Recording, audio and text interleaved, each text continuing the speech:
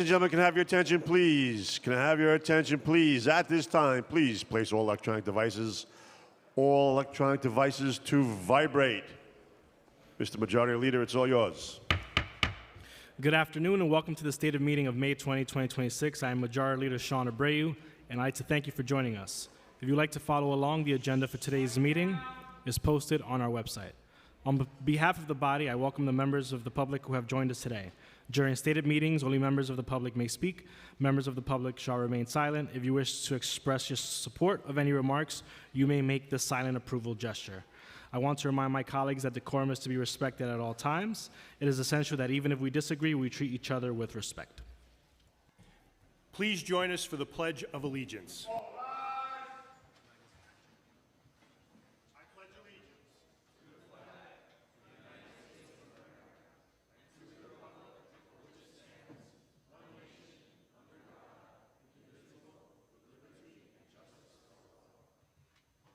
Roll call.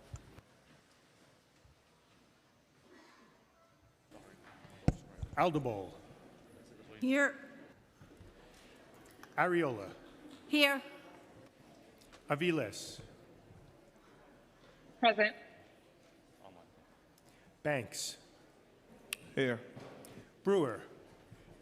Here. Brooks Powers. Present. Caban. Present. Della Rosa. Here. Dinowitz. Here. Encarnacion. Presente. Epstein. Present. Farias. Present. Felder. Here. Felice. Presente. Gennaro. Gutierrez. Here. Hanif. Hankerson. Here. Hanks. Present. Hudson. Present.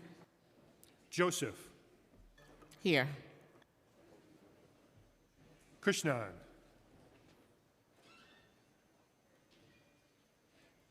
Lee. Lewis. Present. Maloney. Present. Marte. Present. Mealy. Present. Morano.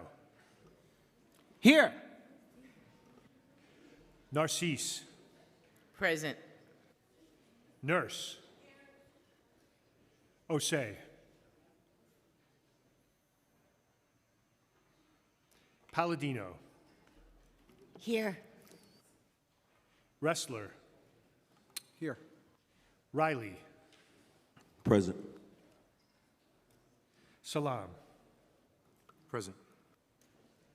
Justin Sanchez. Here. Piodina Sanchez. Here. Santos Suoso. I'm here. Schulman. Here. Stevens. Thomas Henry. Present. Ung. Present. Vernikoff. Here. Williams. Present. Wilson. Present. One. Here. Wang. Here. Zhuang. Here. Carr. Abreu. Here. Speaker Menon. Here. Thank you. We will now have today's invocation, which will be delivered by Reverend Larry Camp, the senior pastor at Bethlehem Baptist Church, which is located at 1962 Linden Boulevard in Brooklyn.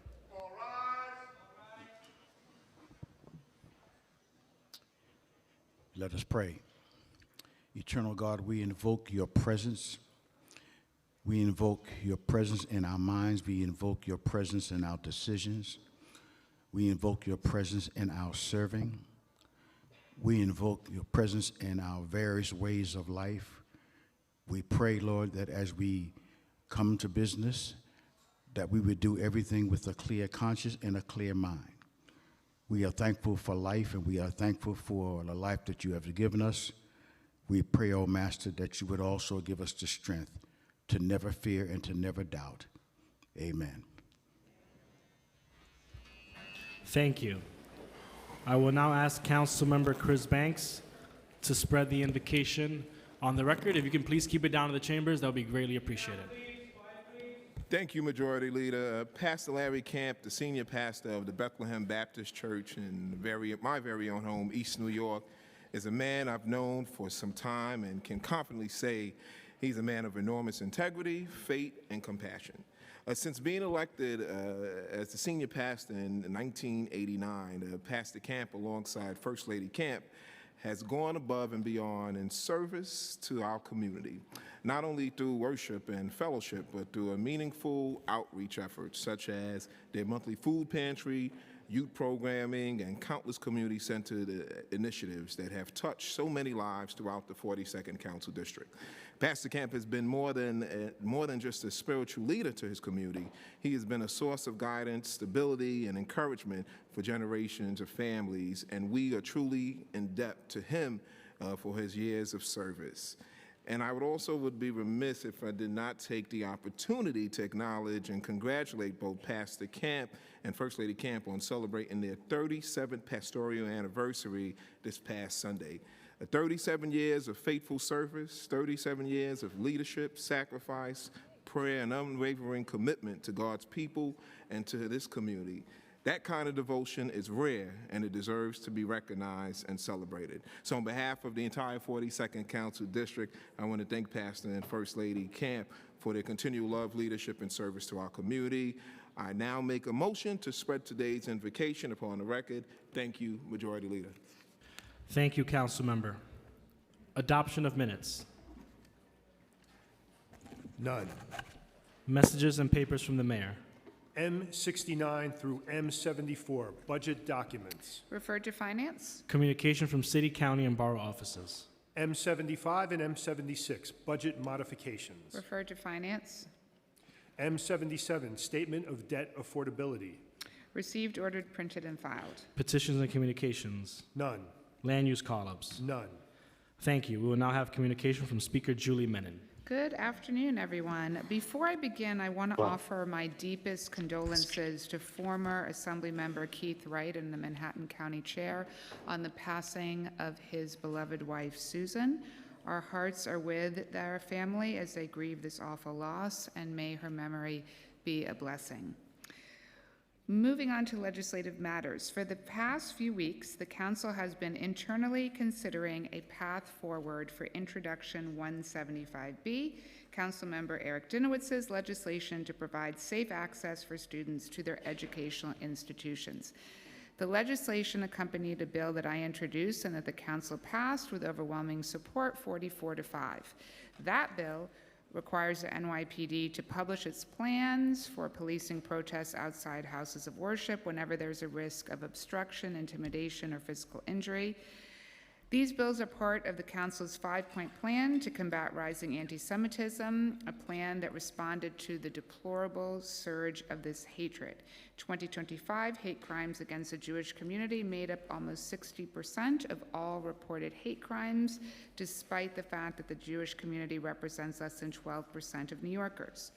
This January, we saw an average of 1 anti-Semitic incident reported each and every day, an increase of 182% compared to last year, which is shocking.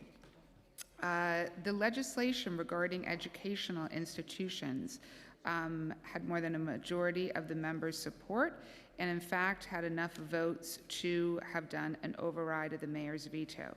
However, what our weeks of conversation also revealed was that there are a considerable number of members who wholly support the intent of the legislation, but who have concerns about which educational facilities are included.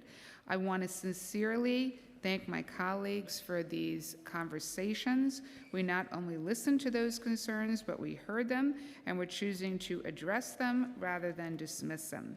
We're taking steps that will result in greater consensus among council members as well as the public at large that will focus the legislation more clearly on the sites that serve the most vulnerable students. These students were always at the core of the legislation.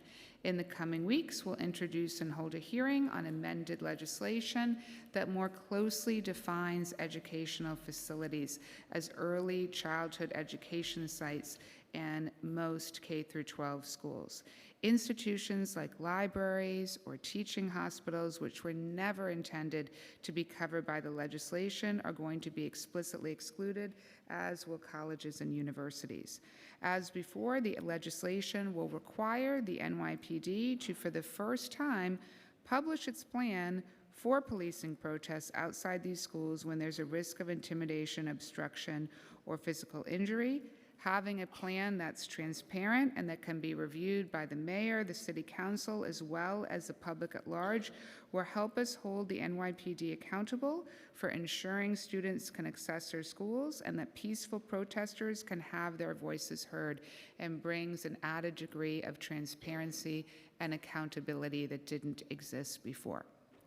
Switching gears to the special days that we celebrate as a city. Monday, May 18th, marked Haitian Flag Day. Okay, let's give it up, yeah. It commemorates the historic moment in 1803 when revolutionary leaders united their forces, ripped the white band from the French tricolor, and a woman named Catherine Flan sewed the red and blue cloths together to forge her own symbol of freedom. Later tonight, we will honor Africa Day here in the council chambers, and I invite everyone to join us. This week is National EMS Week, honoring our frontline emergency response workers and the incredibly important life-saving work that they do each and every day to keep us healthy and safe. I want to personally thank all of our tremendous EMS workers for their dedication to our communities. From tomorrow through Saturday, members of our Jewish community across the 5 boroughs will gather among their family and friends for Shavuot, whether it's with blintzes, cheesecake, or all-night Torah study. I want to wish all New Yorkers who are celebrating a Chag Sameach. This Monday, we will also observe Memorial Day to honor and commemorate service members who paid the ultimate sacrifice for the safety of our country. Yeah, thank you. On a personal note, I want to honor my late father, who was an Army doctor at Walter Reed Hospital. And I know many of you and New Yorkers across all 5 boroughs have loved ones who served our country too. I'm incredibly thankful for their service, and I hope everyone has a meaningful Memorial Day. Next week, on May 26th, we'll celebrate Guyana's Independence Day, and today Councilmember Stevens' office is hosting Foster Youth Shadow Day in partnership with Children's Aid. It offers our younger New Yorkers opportunity to see city government in action, build relationships with elected officials, and better understand how policy decisions impact their lives and communities. So to all the participants who are here in our chambers, thank you so much for being here. We really salute you. Your voices matter, your experiences are valued, and we could not be happier to see that you are learning, asking questions, and participating in civic life. I also want to extend my sincere gratitude to every council member and their staff who volunteered to open up your offices and take the time to mentor these future leaders. It really makes a difference. I want to congratulate all the winning proposals for participatory budgeting cycle. It's so exciting to see the projects that New Yorkers created to improve their local parks, their schools, their libraries, or countless other public spaces. And thank you to all of the council staff who worked so hard on participatory budgeting, and every single New Yorker who engaged in the process. Lastly, I want to give a shout out to a few groups attending today's stated meeting. We have students from Hunter College High School, which is in my council district. We have officials from 3 unions, the Detectives Endowment Association, the Lieutenants Benevolent Association, and the Uniform Sanitation Men's Association Teamsters Local 831. Thank you so much for joining us. And we also have participants and staff of the Expand U Mentoring and Training Program for MWBE vendors. Okay, that got the loudest applause. Wow, great. Okay, thank you all so much for coming. Now we're going to move on to our stated agenda. First, we're going to vote on the following land use items. 147-14 Northern Boulevard rezoning, a private application to facilitate the development of 2 new 11-story buildings with a total of 389 units, up to 116 of which will be permanently affordable under MIH, as well as retail and community facility space, and 280 new parking spaces in Deputy Leader Sandra Ung's district.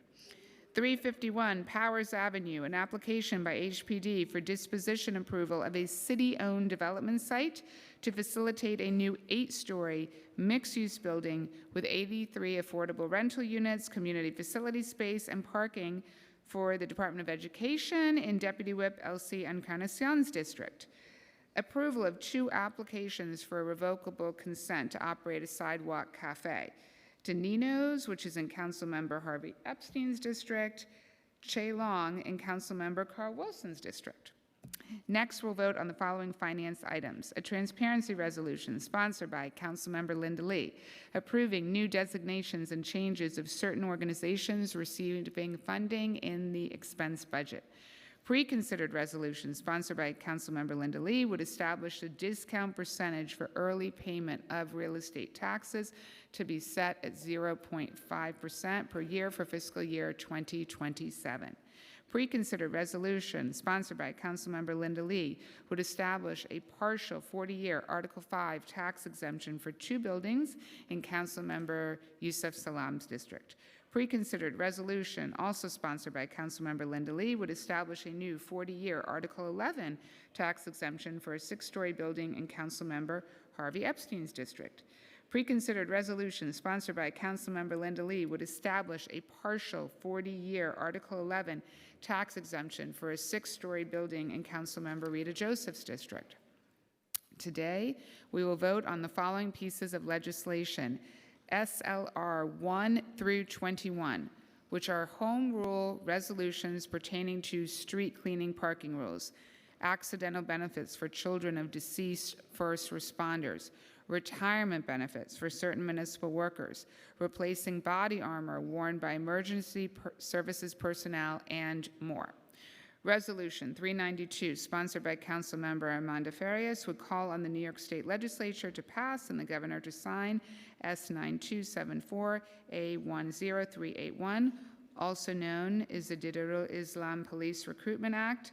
Thank you to Josh Kingsley, Jeremy Whiteman, and Chad Benjamin for their work on this. Introduction 93-A, sponsored by Councilmember Gail Brewer, would require the Department of Transportation to install at least 5,000 bicycle parking stations over a period of 5 years at the rate of 1,000 per year. Of those, at least 2,000 stations must be installed on commercial blocks at a rate of at least 400 per year. Additionally, DOT must post a map of all of its bicycle parking stations online. Finally, by January 1st, 2032, DOT must submit to the mayor and the council and post that online. Thank you to the staff, Sierra Townsend. Finally, introduction 837-A, sponsored by Councilmember Yusuf Salam, would direct the Commissioner of the Department of Consumer and Worker Protection to establish and implement an ongoing outreach and education program for New York City residents about scams related to Hajj and Umrah. The outreach and education would address fraudulent offers of travel, accommodation, and catering services, as well as visas. It would also recommend practices for identifying fraud and booking related services.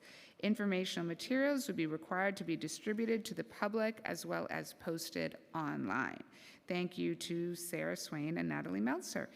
Thank you for your attention, and now I'm going to turn it back over to our majority. Thank you, Speaker Menon. Before we move into discussion of general orders, I want to remind folks that when voting on general orders, there is a transparency resolution on the agenda, so when called to vote, please make your disclosures first. I'll begin first with Councilmember Ung, followed by Councilmember Salam. Good afternoon. Today I will express my support of the rezoning application for 14714 Northern Boulevard, a project that demonstrates we can move forward with growth while keeping community needs at the center of that conversation. I'm particularly excited that this development will include a dedicated community facility space for the Korean American Family Service Center, an organization that has long provided culturally competent services to the Korean American immigrant families across Queens. It will also create a permanent home for their services, which supports some of our city's most vulnerable residents. At a time when New York City continues to face severe housing crisis, this development will also deliver 389 new homes, including up to 116 permanently affordable units, while creating good-paying jobs and bring new investment into the neighborhood. I want to thank the applicant, the community stakeholders, and everyone involved in working collaboratively on a proposal that expands housing opportunities, invests in families, and supports nonprofit services. I especially ask all my colleagues to join me in voting in favor of this application. Thank you. Thank you, Councilmember. Councilmember Salam, followed by Brooks Powers. Thank you, Majority Leader, and thank you to my colleagues who have joined as co-sponsors of Bill Intro 8378. Hajj and Umrah are sacred pillars of Islam. For nearly 1.5 million Muslims who call New York City home, these pilgrimages are journeys families have saved for over years, sometimes over decades. Every year, that devotion is exploited by fraudulent travel agents and predatory operators. By the time a family realizes that that has happened, their savings are often gone and their pilgrimage is out of reach. This bill confronts that directly. It directs the Department of Consumer and Worker Protections to develop a multilingual informational materials on Hajj and Umrah-related scams in English and the designated citywide languages. DCWP and the Commission on Human Rights, the Office of Immigrant Affairs, and the Department of Aging will distribute materials to the public and post them to each of their agencies' websites, continuing the great outreach that they have been doing so far. The free exercise of religion is enshrined in our Constitution, and the Council has the opportunity today to ensure that New Yorkers can fulfill their sacred obligations without predators standing between them and their faith. I urge my colleagues to vote aye, and thank you. Thank you, Councilmember. Councilmember Brooks Powers, followed by Brewer.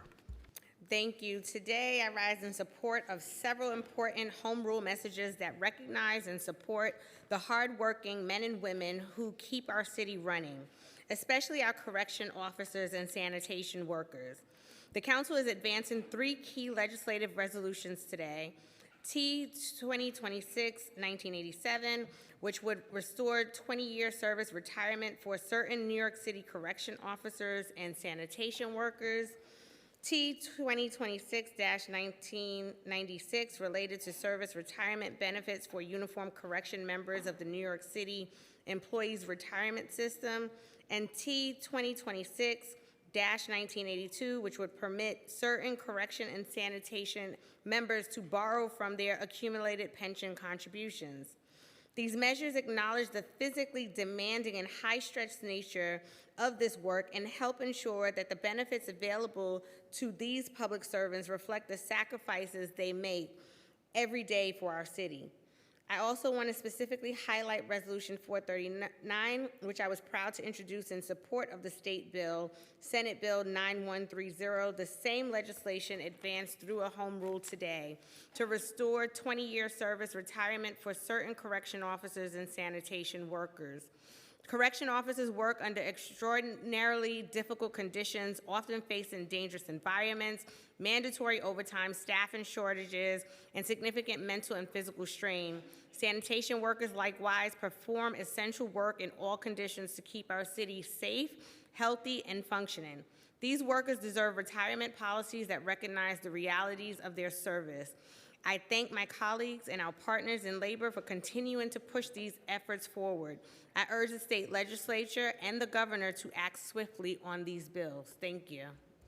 Thank you, Councilmember. Councilmember Brewer, followed by Farias. Thank you very much. Just picking up on the state legislative resolutions, I want to talk a little bit about the ones that focus on NYPD, just to say that one of the reasons these exist, I believe, I know everybody does not agree, is that we need to maintain and retain the police officers. In one case, there is an SLR that talks about increasing the age so that people will stay in the police department and do, and another case, it increases the pension so that they will stay. It's a retention issue.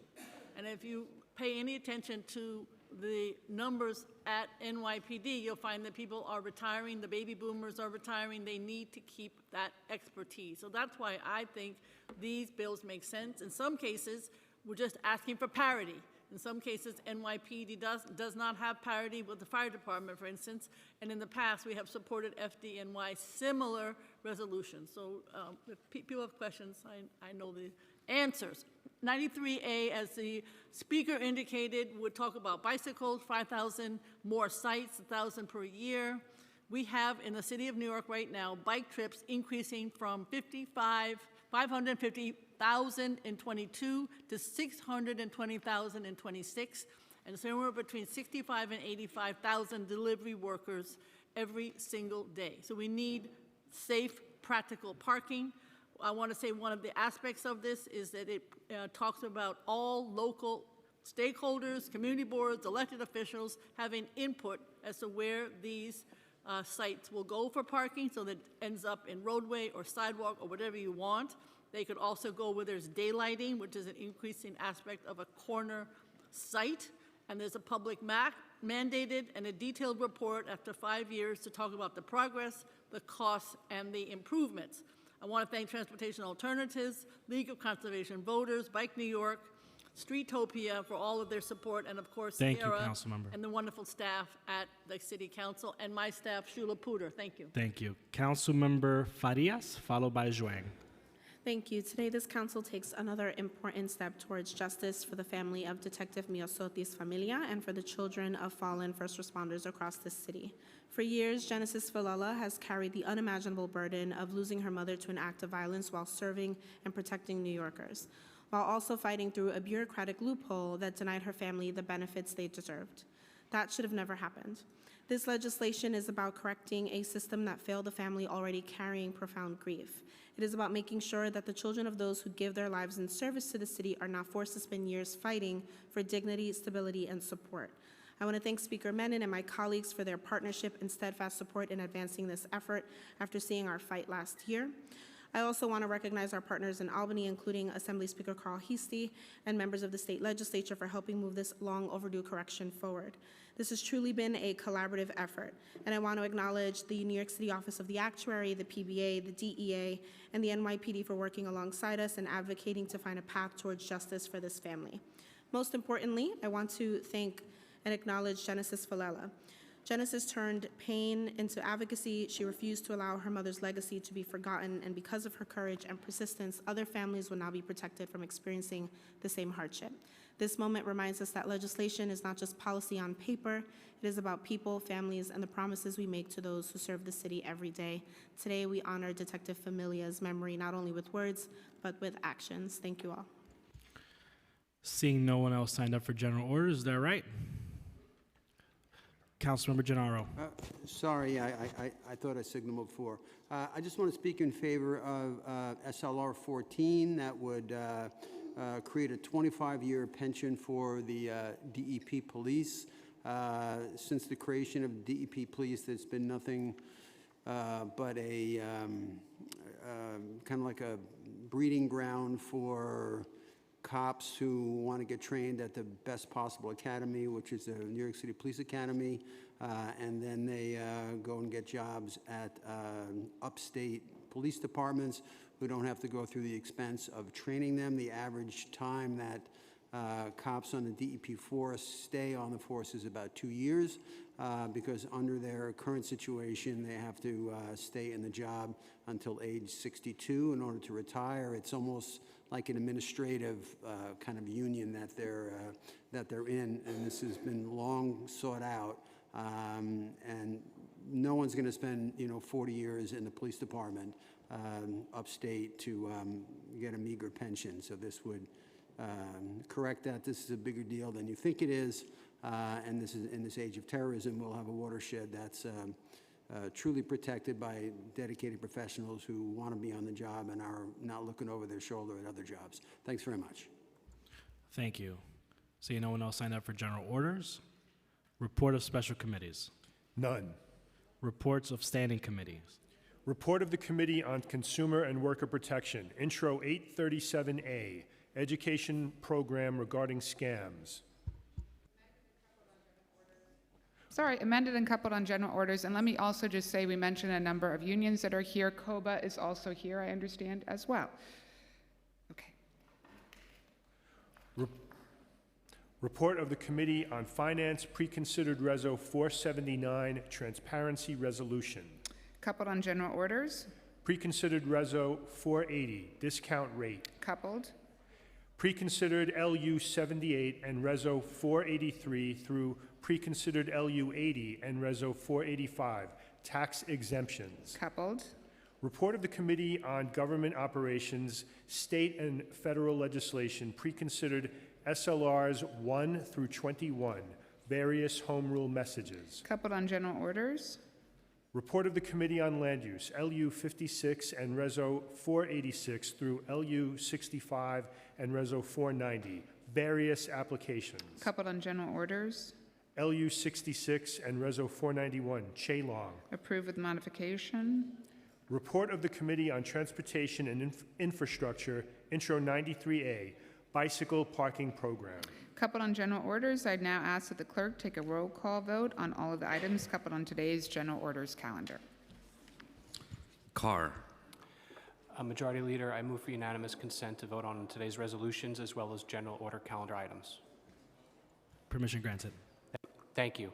I'll be voting aye on all with the exception of Introduction 93A and Preconsidered SLR 1, on which I vote no. Thank you.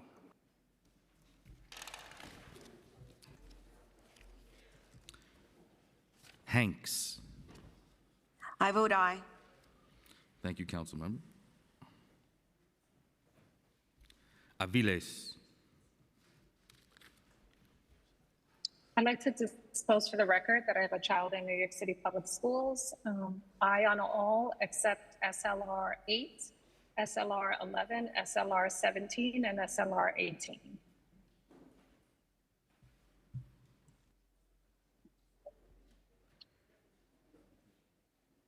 Thank you, Councilman.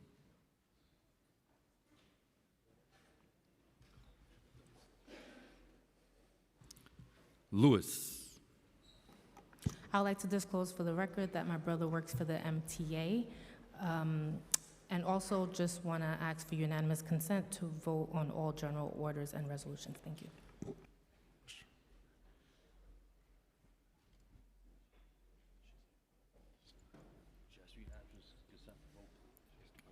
Farah, have you, Councilmember Lewis, I don't think you've registered your vote. I vote aye on all. Thank you.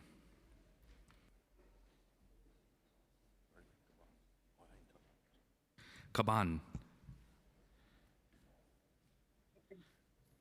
I vote aye on all except for SLR 6, 8, 11, 17, 18, and the accompanying resolutions. Thank you.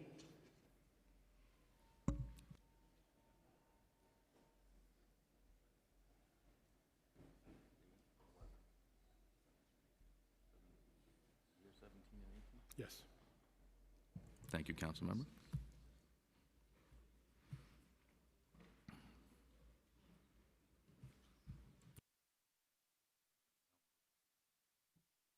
Aldebol. I'd like to disclose for the record that my brother-in-law works for the Department for the Aging, and I vote aye on all. Thank you.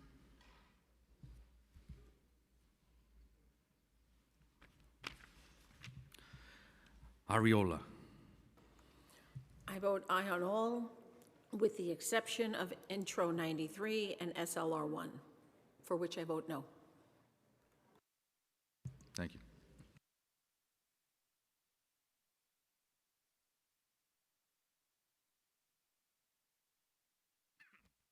Excuse me. Banks. I would like to disclose for the record that my brother, one of my brothers worked for the New York City Parks Department and the Department of Youth and Juvenile Justice. And with that, I vote aye on all. Thank you.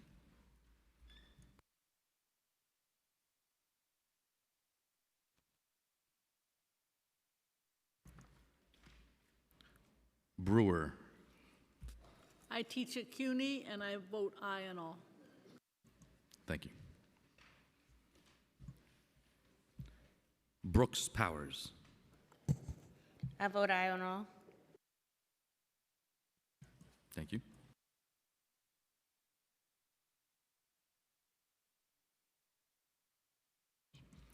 De La Rosa. Aye on all. Thank you.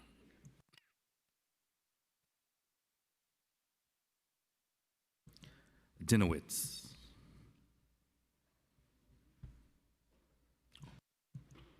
All right, Councilmember Dinowitz.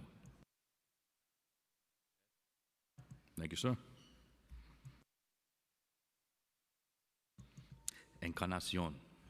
I vote aye on all. Epstein. Aye on all. Farias. I vote aye on all.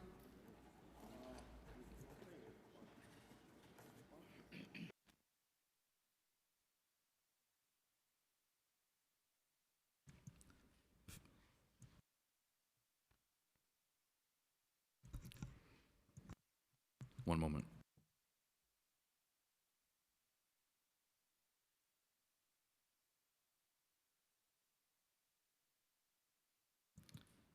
Councilmember Felder.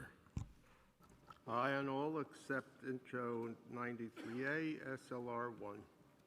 I vote no on those two. Thank you, Councilman. Feliz. I'd like to disclose on the record that I teach at CUNY, Hostos Community College in the Bronx, and I vote aye on all.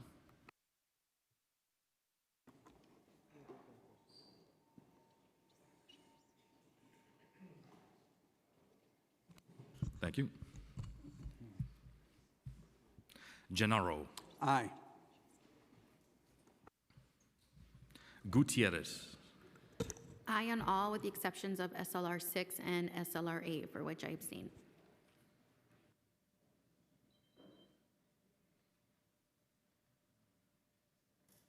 Thank you.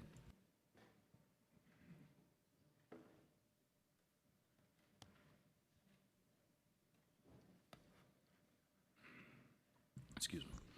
Hanif. Aye on all. Hankerson. I vote aye on all with the exception of Intro 93A, to which I abstain, and also, that's all. Thank you. Thank you.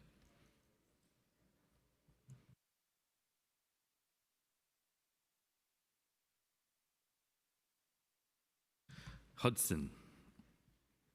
Pass. Joseph. I'd like to disclose on the record that my child is a student in New York City Public School, and I vote aye on all. Thank you. Krishnan. Mr. Majority Leader, permission to vote on all items on today's stated agenda? Hold. Permission granted. Thank you. With the disclosure that my children are New York City Public School students and we are voting on matters funding the public schools, I vote aye on all. Thank you, Councilmember. Lee. Majority Leader, permission to vote on all agenda items on today's stated. You may. Aye on all. Thank you, Councilmember. Maloney. Aye on all. Thank you. Marte. Aye on all.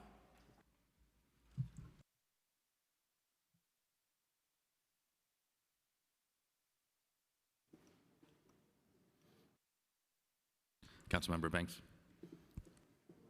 like to change my vote, 93A, to an abstention. Thank you.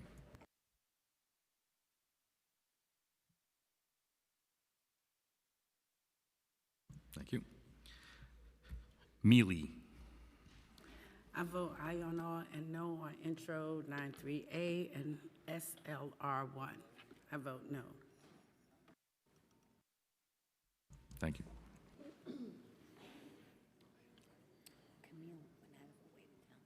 Morano. I'd vote aye on all with the exception of intro 93 and SLR 1, on which I vote no. Thank you, Councilman.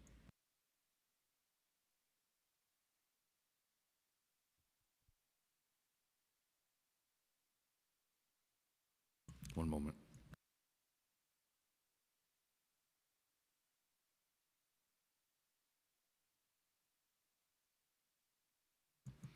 Thank you. Narcisse. Permission to expand my vote? Permission granted. I vote aye on all with the exception, I abstain for intro 93A.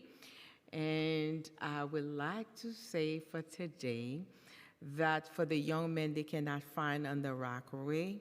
So that tells us that we have to do more, making sure our children have training and know how to swim. So on that note, I'm hoping that we can work to the point where we can have pools in each area that we have.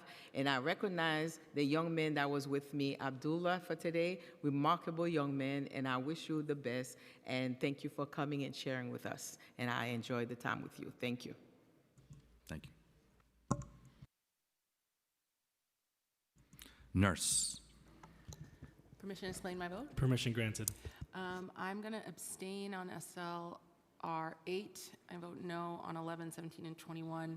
And I just wanted to recognize my intern here for our office, Fuhad Khan, sitting in the back. He's been amazing. He's a two-time intern in our office. He came back. We've really loved having him. Smart, wonderful young man. And thank you for working with us. Done. All right.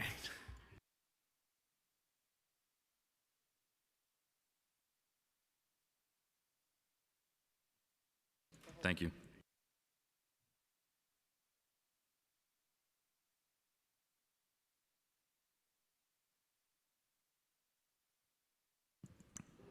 One moment, please.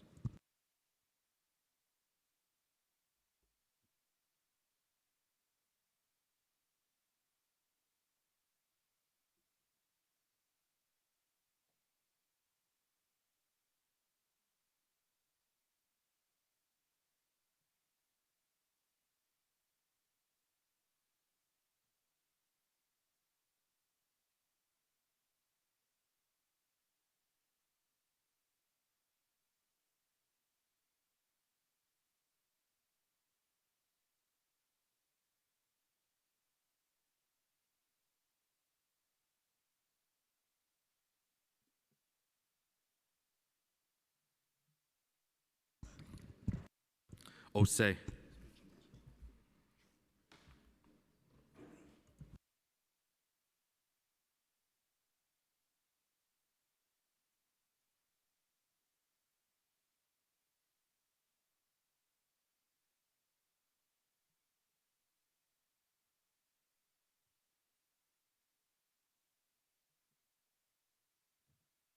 Councilmember Nurse. Yes, what's the question? My apologies, Councilmember Narcisse. Oh. I want to disclose for the record that my partner worked at NYU. Thank you. Palladino. I vote aye on all except for intro 93 and SLR 1, in which I vote no. Thank you.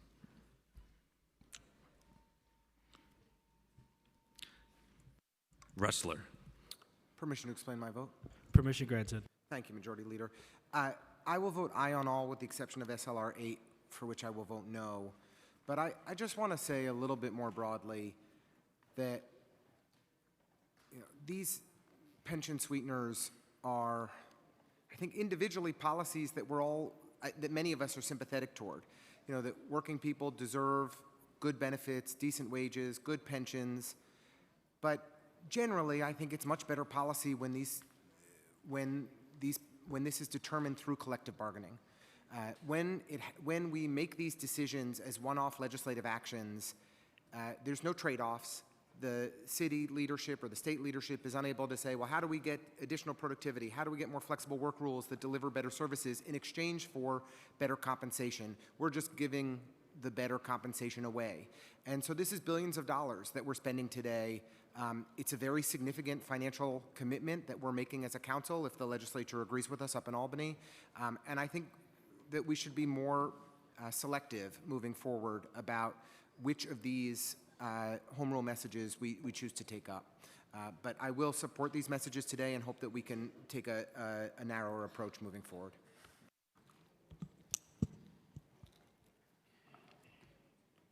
Thank you.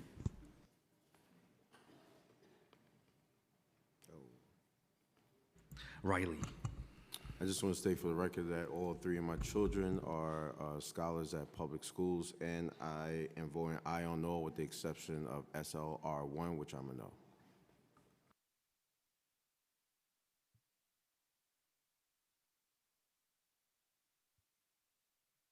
Salam.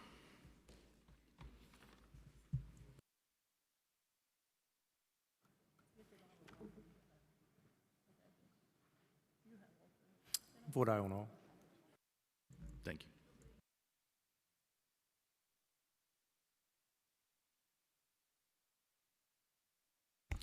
Justin Sanchez. Permission to explain my vote. Permission granted. Weeks ago, I had the proud honor of standing with Local 831 and our sanitation workers alongside many of my colleagues where they physically shut down City Hall, fighting for just the dignity of work and respect. And today, I am proud that the City Council has picked up that call and passed that home rule, allowing for the workers to get their dignity that they deserve for being New York's strongest and always being there for us. So I'm really excited and proud to cast this vote, and I hope Albany brings this on home. Thank you. And with that, I vote aye on all. Thank you.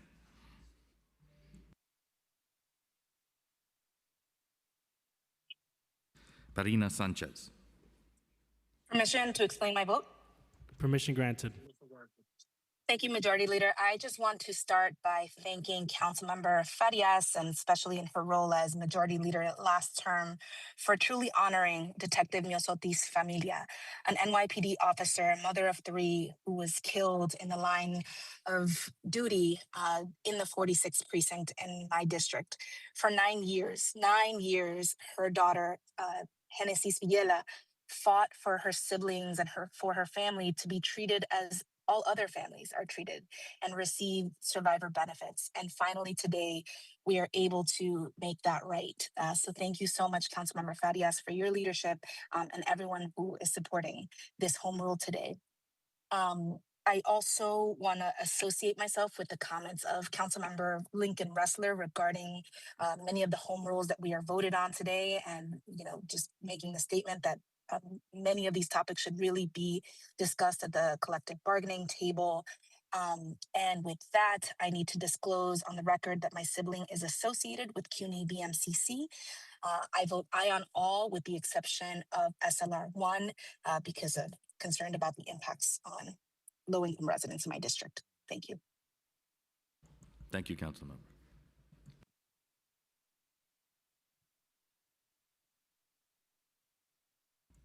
Santos Suoso. Permission to explain my vote. Permission granted.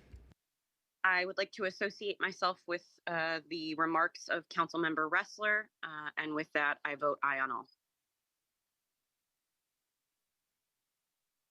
Schulman. Aye on all. Thank you. Stevens. Aye on all except SLR1, SRR6, SRL8, and I abstain from 93A. And I would like to disclose for the record that my daughter works for New York City Presbyterian Hospital. Thank you. Thank you.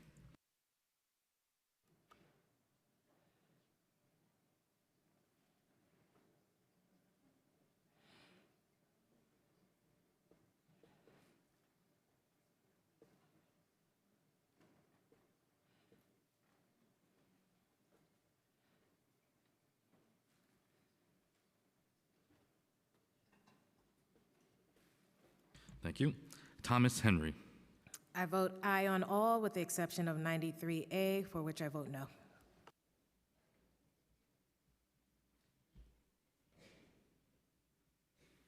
Thank you.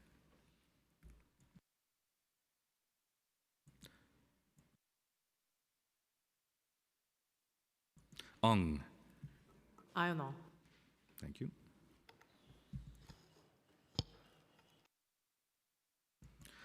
Vernikov. Aye on all except no on Intro 93 and SLR 1. Thank you.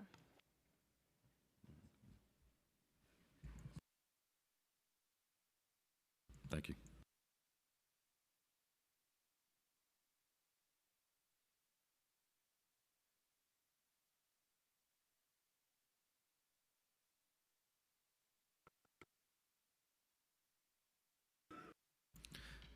Williams. I vote aye on all except for SLR 1, where I vote no. Thanks. Thank you.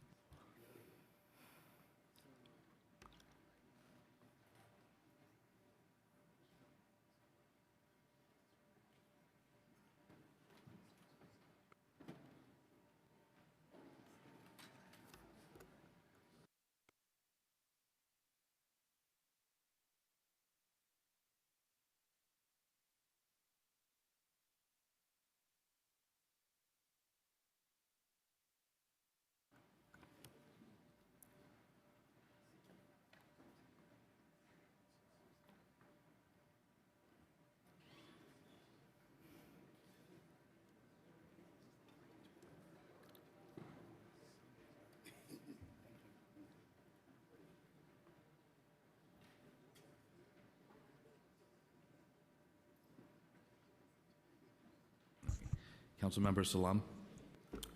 Yes, I want to change my vote. Permission to change my vote? Permission granted. Thank you. I am an aye on all with the exception of SLR 1, which I'm a no.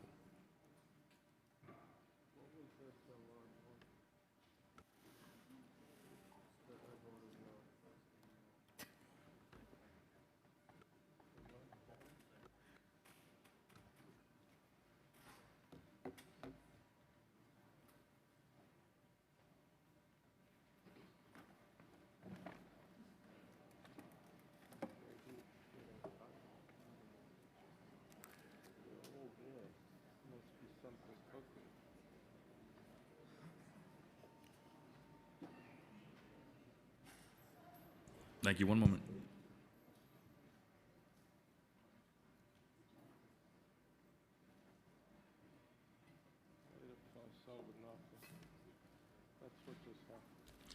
Thank you. Wilson. Aye on all. Thank you.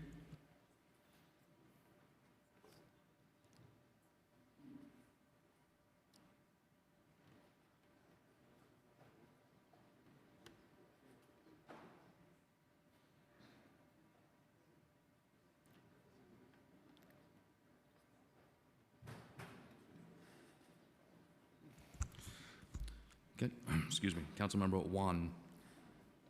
I vote aye on all except for SLR 8, which I abstain.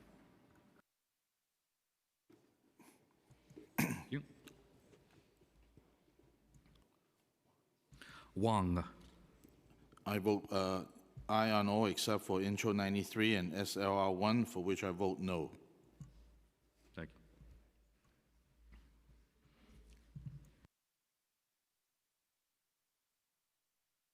you. Zhuang. I vote aye on all except Intro 93, and also want to spread in the record my kids go to public school. And also I want to remind everyone, we have this month is Older American Month. We have older adults artwork outside the chambers. If you haven't seen it, please stop by. And the senior actually make up 20% of New York City population. but 100% of them bring talent, wisdom, and experience to our city. But in city funding, we have less than Councilmember, 0.5%. You gotta, what you're talking about should be discussed during general discussion, not Okay, right now. during thank general you. orders. Please support our seniors. Thank you. Thank you, Councilmember. Councilmember Hudson. Thank you. I am an aye on all with the exception of SLR 8, for which I'm a no, and I'd like to be associated with the remarks of Councilmember Ressler. Thank you, Councilmember.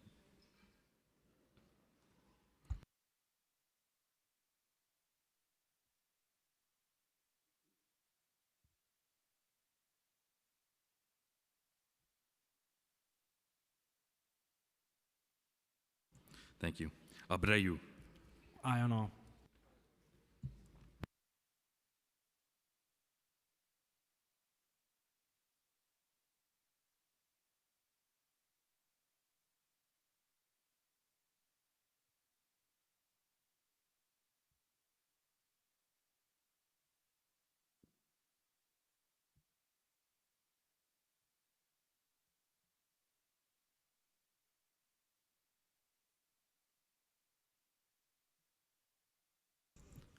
Excuse me, Councilmember Hankerson. I'm sorry, I'd like to change my vote on SLR 1 to a no.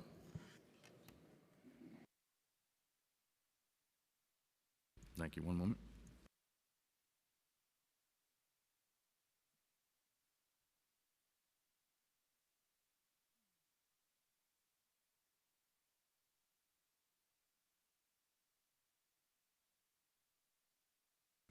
Speaker Menon.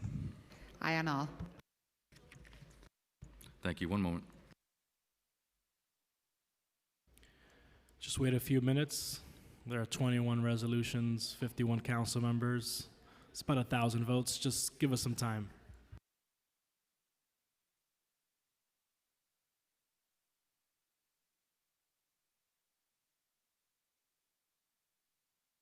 But please keep quiet in the chambers. Thank you.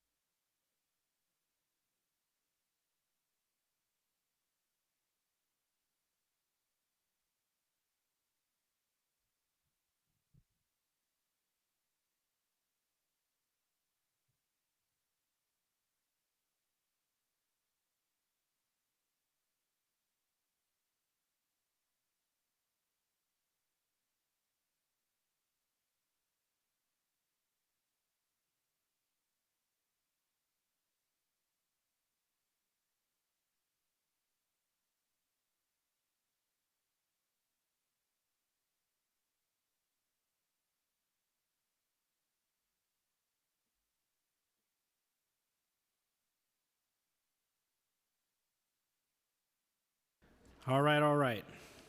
Please keep it down in the chambers. Thank you. All items on today's general order calendar are adopted by a vote of 50 in the affirmative, 0 in the negative, and 0 abstentions, with the exception of Intro 93A, which was adopted by a vote of 36 in the affirmative, 11 in the negative, and 3 abstentions, and SLR 1, which was adopted by a vote of 36 in the affirmative, 14 in the negative, and 0 abstentions. And SLR 6, which was adopted by a vote of 47 in the affirmative, 2 in the negative, and 1 abstention, and SLR 8, which was adopted by a vote of 42 in the affirmative, 5 in the negative, and 3 abstentions, and SLR 11, which was adopted by a vote of 48 in the affirmative, 2 in the negative, and 0 abstentions, and SLR 17, which was adopted by a vote of 47 in the affirmative, 2 in the negative, and 1 abstention, and SLR 18, which was adopted by a vote of 48 in the affirmative, 2 in the negative, and 0 abstentions, and SLR 21, which was adopted by a vote of 49 in the affirmative, 0 in the negative, and 1 abstention. Introduction and reading of bills. All bills have been referred to committee as indicated on today's agenda. Thank you. We will now move into discussion of resolutions. Councilmember Farias. Thank you. In the same vein as my previous comments, I'd like to thank Speaker Menon and Chair Felice and my colleagues for passing Resolution 392 today, honoring the life and legacy of Police Officer Didaral Islam. This resolution is showcasing our support to the legislature to successfully include the Didaral Police Recruitment Act in the budget in the coming days for its passage. And I just want to urge all my colleagues to vote yes and continue supporting. Thank you. Seeing no one else signed up for resolutions, we will now have a voice vote on today's resolution. If you wish to vote against or abstain from today's resolution, please notify the Legislative Documents Unit by email or by approaching the dais. I will now read today's resolution into the record. Resolution 392 calls on the New York State Legislature to pass and the governor to sign Senate Bill 9274 and Assembly Bill 10381, also known as the Didaral Islam Police Recruitment Act. All those in favor say aye. Aye. All opposed say nay. Any abstentions?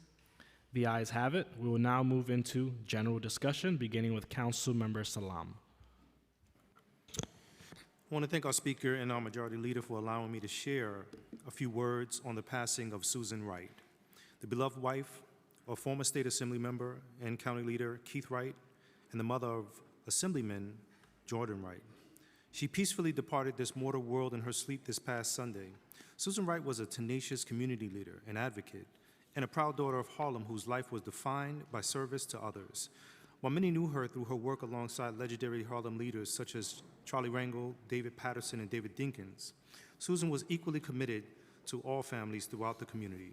She served as a board member for the Figure Skating in Harlem, and she also worked with the Studio Museum of Harlem, contributing to the preservation and celebration of Harlem's rich cultural legacy. Coming from a family of jazz musicians, she carried within her spirit the spirit of resilience that have long defined Harlem itself. And while she stood proudly alongside her husband throughout his years of public service, one of the greatest joys was seeing her son, Jordan Wright, elected by his community to serve as the current State Assembly member, a continuation of a family legacy grounded in service and commitment to the people of Harlem. Susan Wright leaves behind a legacy of compassion, advocacy, and love for Harlem. May she rest in eternal peace.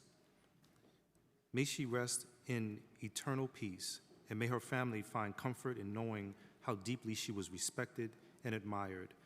I want to finish by requesting a moment of silence in her honor.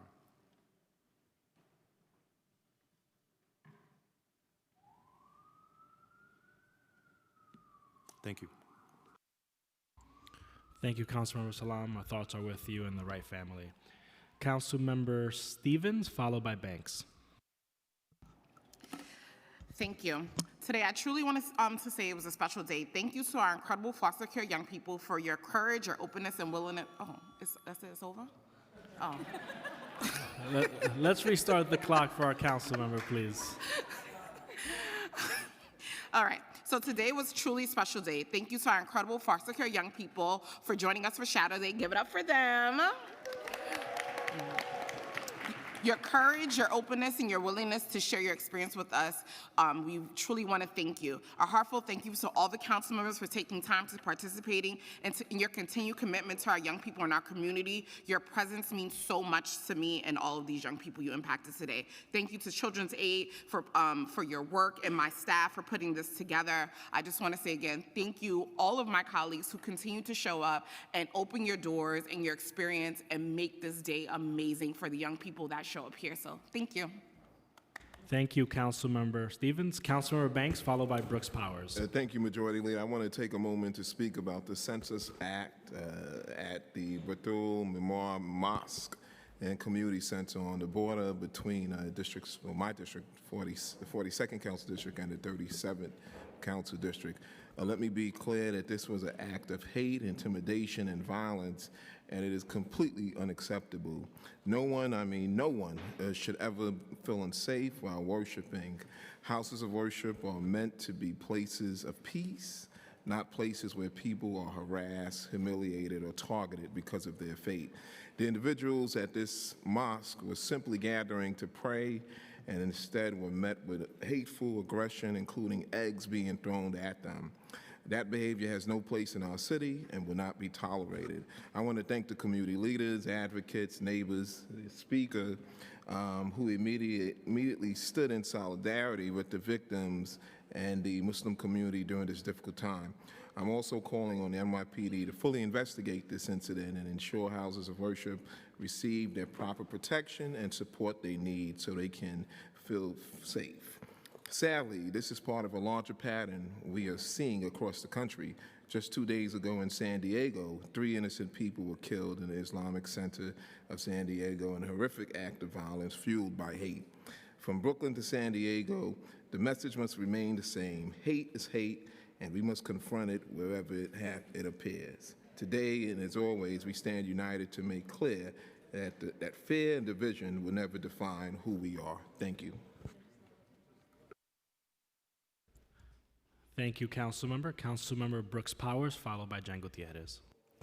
Thank you. First, I want to acknowledge my colleague, Councilmember Althea Stevens, for her labor of love for such a successful day with our guests who are foster care individuals. I had an amazing time with Milo, who hails from the peninsula of the Rockaways.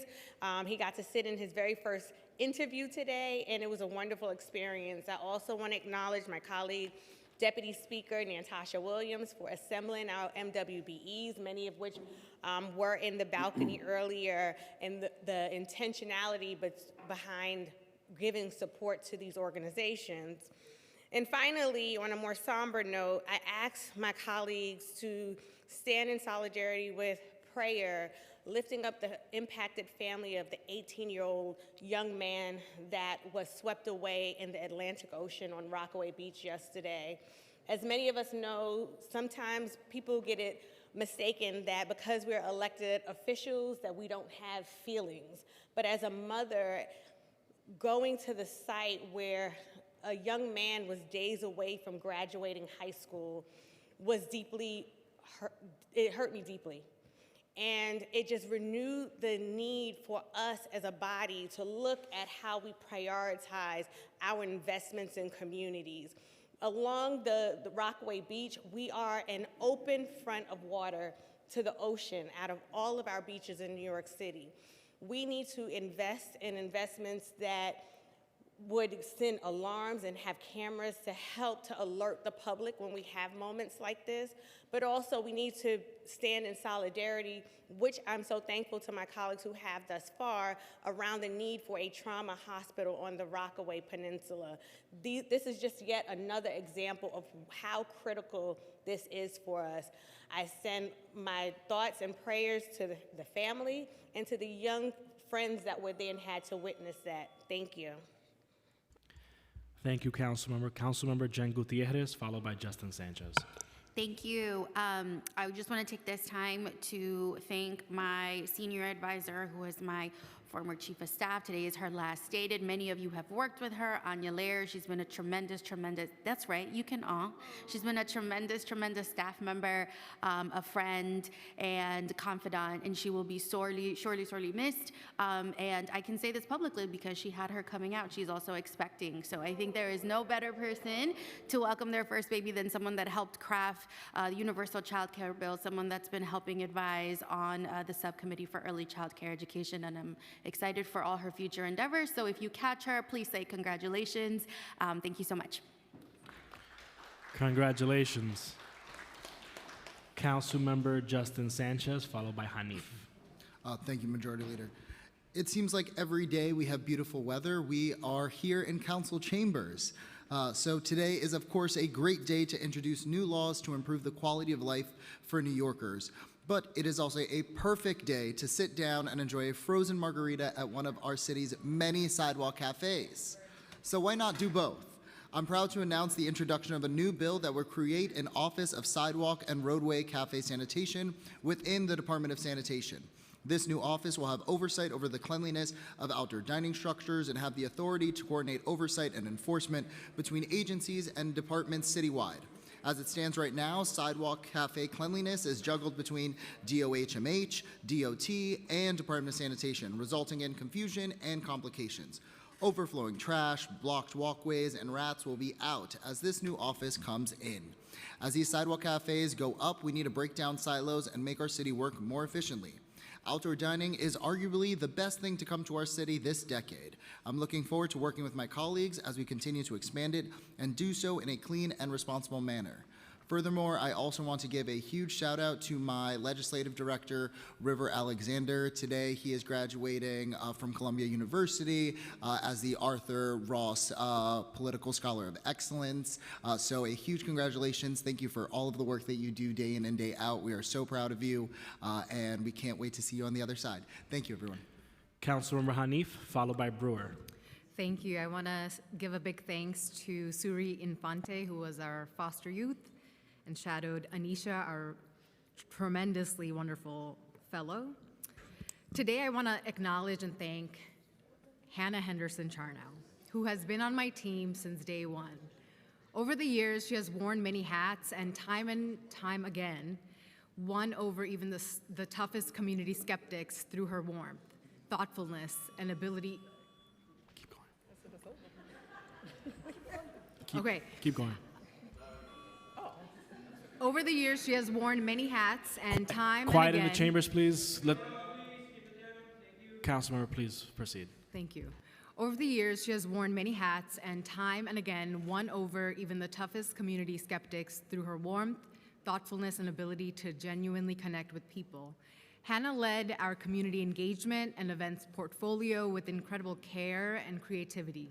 She also led participatory budgeting, and no shade to any other PB staffers, but Hannah was truly in it. She set ambitious turnout goals and believes deeply in participatory democracy as a practice, not just a program.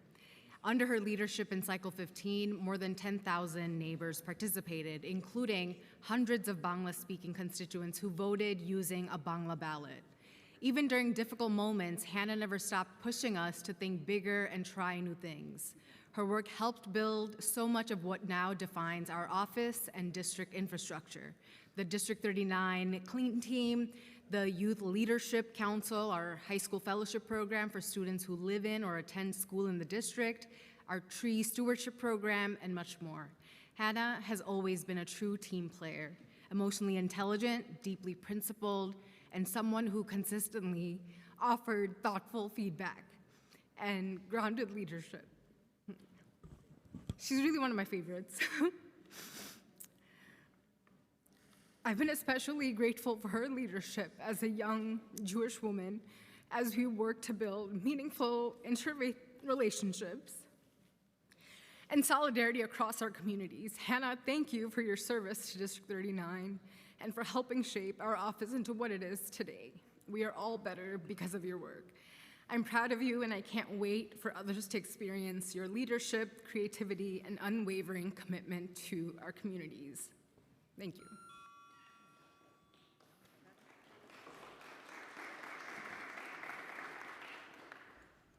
Councilmember Brewer, followed by Morano. Thank you. I want to mention that yesterday Barney Frank died. He was a member of Congress from the state of Massachusetts from 1981 to 2013, Harvard undergrad, Harvard attorney, and he was the first member of Congress to voluntarily announce a member of the LGBTQ community, first gay man to get married in Congress. And the good news was this week in the New York Times, there was a wonderful interview with him telling all of us what the left should or should not be doing. And he was brilliant. And I had the occasion to meet him quite a few times. He'll be missed. In terms of interns, I want to thank James Liu, who's an Al Van Fellow in here today, Brianna McDonald, who is a Hunter Silberman School of Social Work, and she's graduating in a couple of days. Fiona Zhang, who was a Columbia University student. She was a student representative on CEC3 and on the student council in her high school. Theodore Friedman, who's the Swarthmore College, and he's a Lang Center for Civic and Social Responsibility, and it's his second day, and they're fabulous, every single one of them. And I do want to thank Councilmember Stevens. Hawa Bamba was with us today. She is fabulous, and I think the program takes a lot of work, and you did a wonderful job, and meeting these young people is an honor. Thank you very much. I'd like to clarify a vote.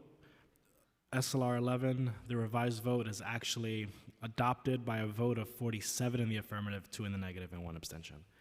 Councilmember Morano, followed by our Deputy Speaker Williams. Thank you. Today, as we approach Memorial Day and what will be our final stated meeting before the holiday, I'm proud to introduce a package of legislation focused on supporting the men and women who've served our country. I have the distinction and the honor of being the chair of the Veterans Committee, and honestly, these are bills that I think the council should have passed back in December. I'm hopeful that now, with Memorial Day approaching, we can finally get serious about moving them forward. One bill would study innovative PTSD treatment options for veterans suffering from trauma. Another would strengthen support for veteran-owned businesses and veteran vendors. And another calls for exempting veterans from congestion pricing tolls. These are not radical ideas. They're practical ways of showing respect to people who wore the uniform of the United States and sacrificed for all of us. I've spoken with veterans across Staten Island and throughout the city, and too many feel like government remembers them on holidays but forgets them the rest of the year. Well, this is our opportunity to prove otherwise.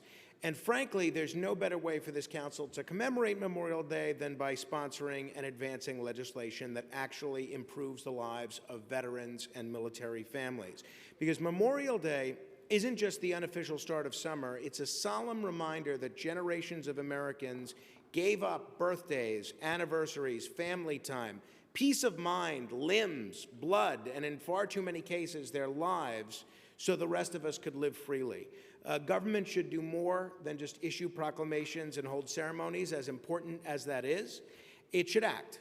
And the men and women who served this country kept their promise to America. We should keep our promise to them, and I'm hopeful that my colleagues will join me in sponsoring this legislation we're putting forward today. Thank you.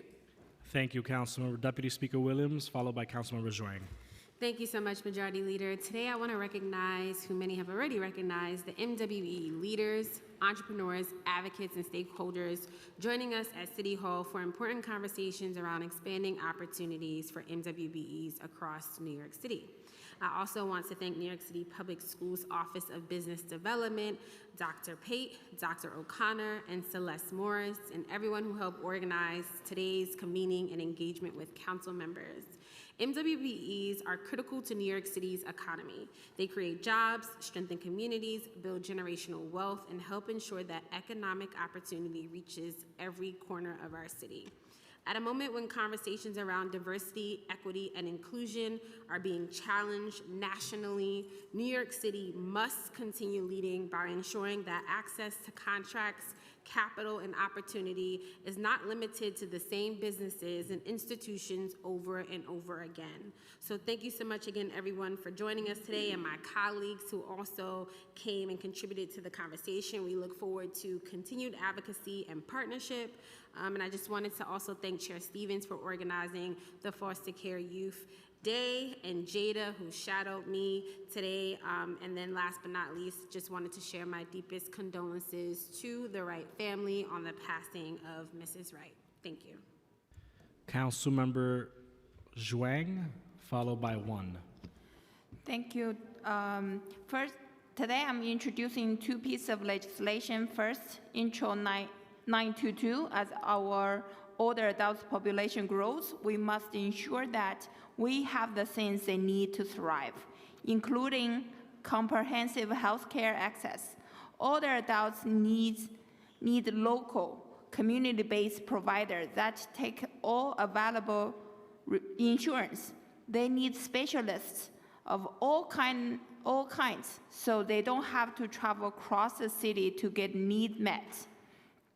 This bill orders a study mapping where older adults are located to available health care, so we can see where there are gaps and making recommendations to close those gaps. Next, RASO 482, New York City is the home for Hudson Canyon, which is the largest submarine canyon along Atlantic coast of United States, and one of the largest in the world. It's an extremely diverse habitat with many endangered and protected animals. Yet, we do not fully understand how climate change and human behavior are affecting it. This resolution calls on federal government to designate the Hudson Canyon a national marine sanctuary, which could increase access to federal, state, local, and private investment, helping in conservation and sustainability, and protect the animal population that calls New York water home. I'm asking my colleagues to co-sponsor both those protecting some of our most vulnerable residents, human and animal alike. Thank you. Thank you. Councilmember one, followed by Hudson. Thank you so much, Majority Leader. Today, I'm introducing legislation that will be one of the most important consumer protections in recent history for the AI revolution. Algorithmic tools already influence decisions about employment, housing, credit, healthcare, along with access to city services. These decisions can cause real harm to real people without formal action or recourse. Today, a tenant in Sunnyside could be screened for an apartment by an automated system. The landlord may never look at his file, and a machine that has made that decision in seconds, and that tenant will have no formal entity to report this to.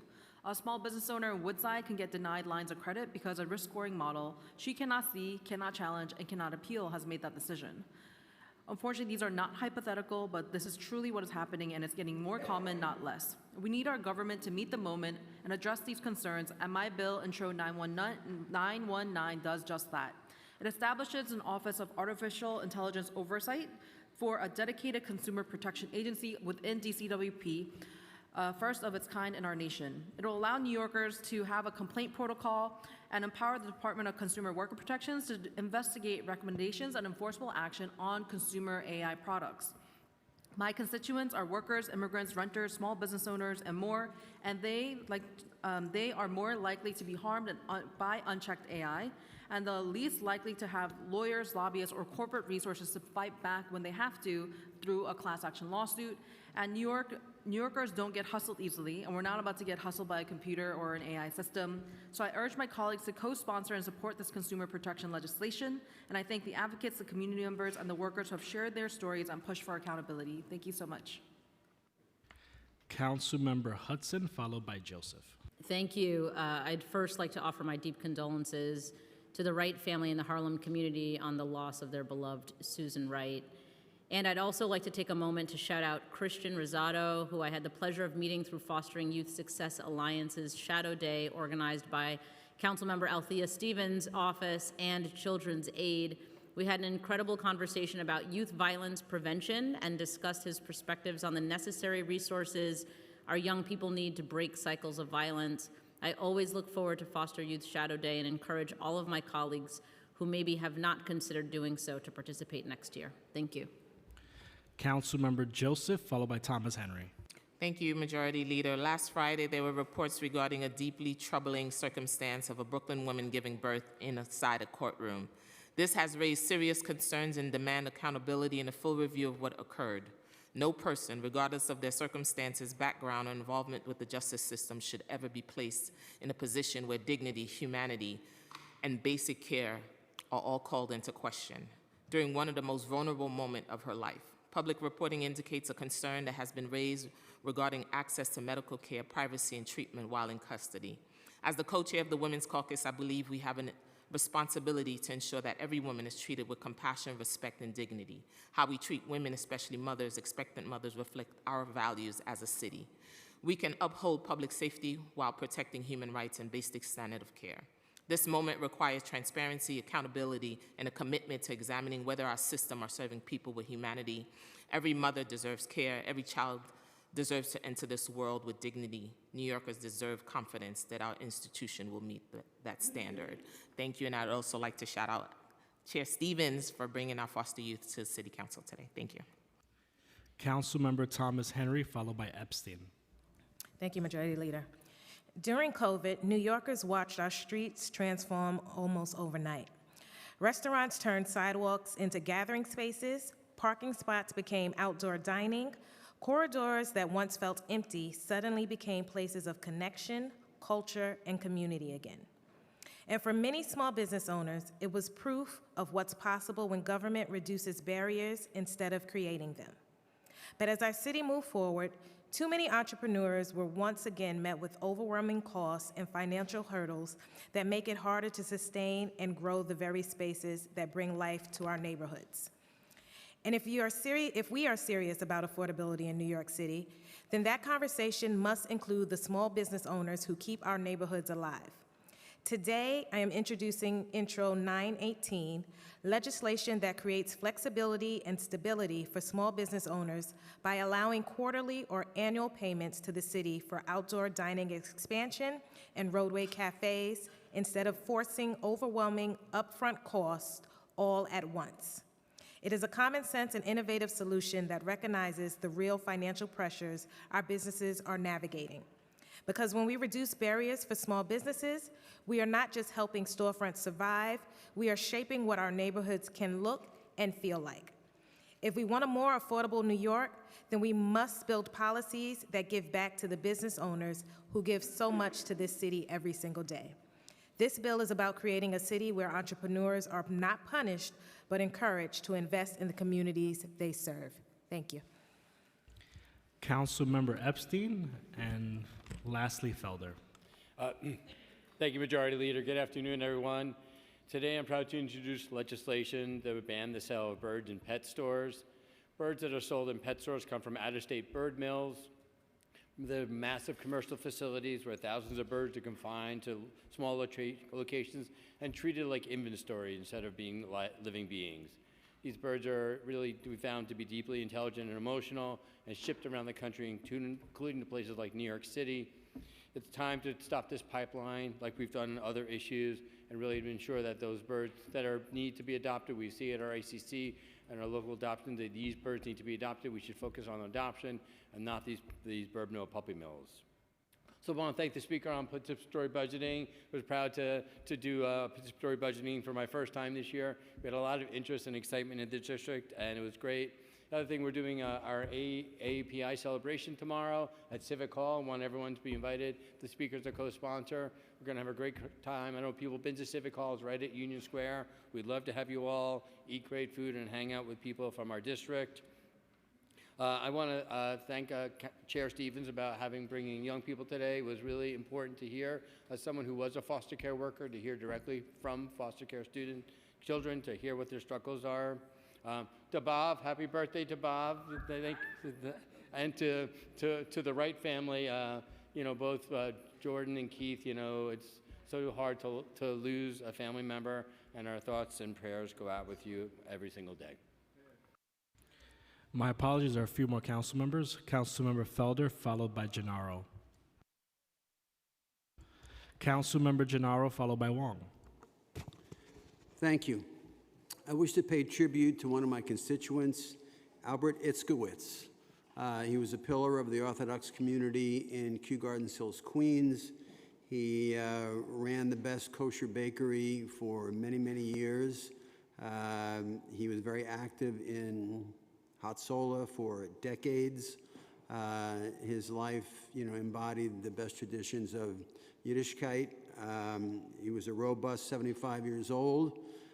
He just buried his wife 3 weeks ago, and he was taking a walk this Monday in Casino Park, where he was shot dead. He was shot 4 times in the neck and in the back. So my community is very distraught about this. I want to thank the Office of the Medical Examiner for releasing his body relatively quickly. They had to do an autopsy, which in the Orthodox community is itself a really big deal, and he will be sorely missed. His funeral was this morning, and it was a whole outpouring.